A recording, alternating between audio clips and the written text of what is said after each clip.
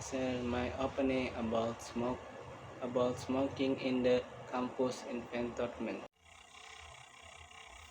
In my opinion, smoking should not be allowed in the campus environment because it isn't a sample of bad behavior for students. Apart for the head, smoking is also not good for your health. One of which is soreness of brain.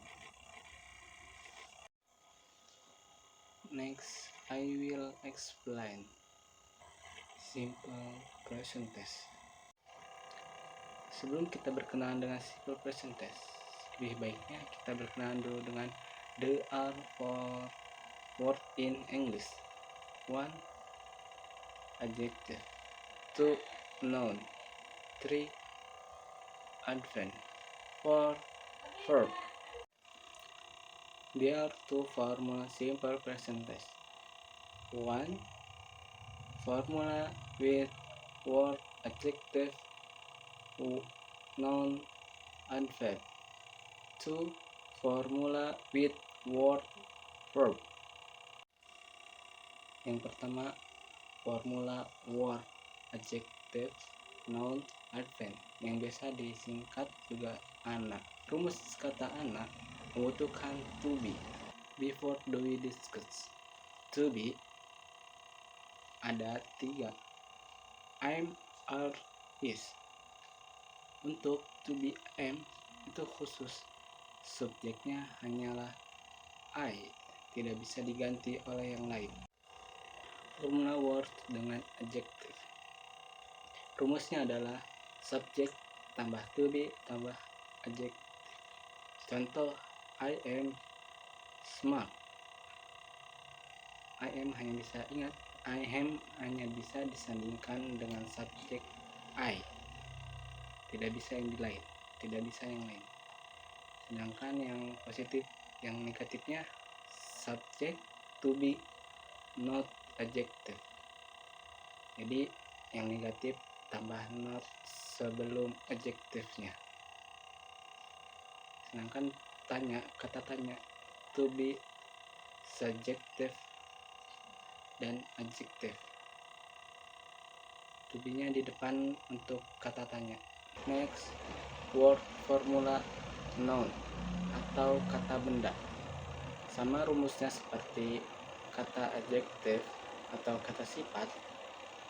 Kita di sini mengambil contoh menggunakan subjek yaitu that dan to be are. That yang dalam artian mereka. Sekarang kita ambil contoh subjek yang plus, yaitu subjek to be noun. Kata minusnya subjek to be not dan noun. Sedangkan tanya to be subjek dan noun. Next, word formula adverb. Sama rumusnya. Cuma kita di sini akan mengubah subjek dan to be-nya. Subjek dengan to be is bisa menggunakan has, she, dan it. Ini contohnya, Hinata is very fast. Hinata sangat cepat. Subjeknya adalah satu orang, karena is ini untuk satu orang, untuk orang ketiga. Nah, kata negatifnya subjek to be not adverb. Pertanyaannya to be subjek adverb. Ada satu contoh lagi yang ingin saya perlihatkan dengan subjek it dan to be is. Subjek it, is, dan noun-nya adalah a sign. It is a sign. Bisa dilihat a sign ada huruf di depan sign adalah a. Nah, saya akan membahas tentang a ini. Tidak hanya a saja, namun juga ada an. Nah, an dan a ini adalah kata bantu dalam bahasa Inggris. An dan a ini tidak hanya bisa membantu kata benda saja atau a noun, tapi sangat fleksibel gunanya. Nah, tapi memiliki syarat, yaitu kata a dan an ini hanya bisa digunakan dalam subjeknya adalah tunggal. Subjek tunggal apa saja? Yaitu I, he, has, dan it. Nah, bagaimana sih penempatan kata a dan an ini? Cara membedakannya gimana? Atau auto detektifnya gimana? Kalau yang a big with a consonant sound. Contoh example a book, a sand, a cat. Sedangkan yang an biggest with a full sound, example an apple and 11.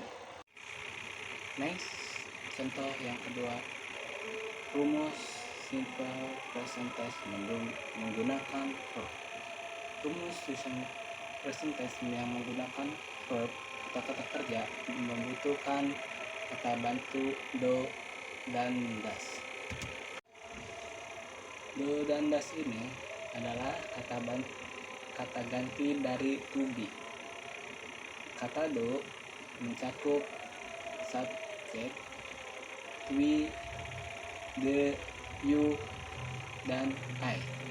Sedangkan kata dos mencakup has dan it. Kata dos mencakup kata jamak, sedangkan dos mencakup kata tunggal. Kita masuk rumus. Rumus ini akan menggunakan do. Ingat, harus menggunakan subjeknya jamak. Nah, contoh rumusnya adalah subjek plus verb 1. Contohnya adalah we play games. Contoh negatifnya subjek do plus not plus verb 1. Jadi we do not play games. Kata tanyanya do plus subjek plus verb 1. Jadi do we play games. Contoh kedua, kita akan menggunakan does. Ingat, does adalah kata tunggal atau satu, menuju untuk satu orang. Contoh plus. Rumusnya untuk yang plus, subjek plus verb 1 s tambah atau us. Contoh soalnya us run every morning. Negatifnya subjek tambah does tambah not tambah verb 1. Jadinya us does not run every morning. Kalimat tanyanya does subjek tambah verb 1. Jadinya does us run every morning. Kata s dan f adalah kata bantu untuk kata verb atau kata kerja. Nah, bagaimana sih cara penempatan kata s dan us ini yang benar? Nah,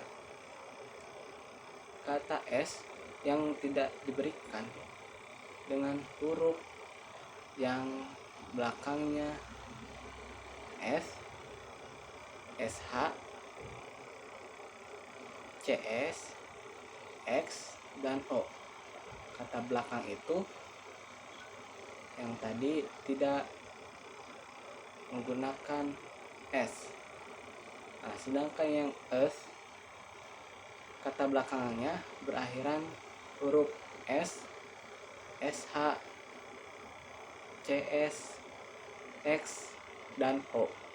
Kata belakang S, H, dan seterusnya menggunakan depannya S, ES. Kapan kita menambahkan kata S dan ES dalam kata kerja? Kata ES seperti yang kita ketahui tadi, ES hanya berlaku untuk kata kerja dalam subjek yang banyak atau jamak, yaitu do. Kata do ini menggunakan ES, atau ES. Dan yang kedua,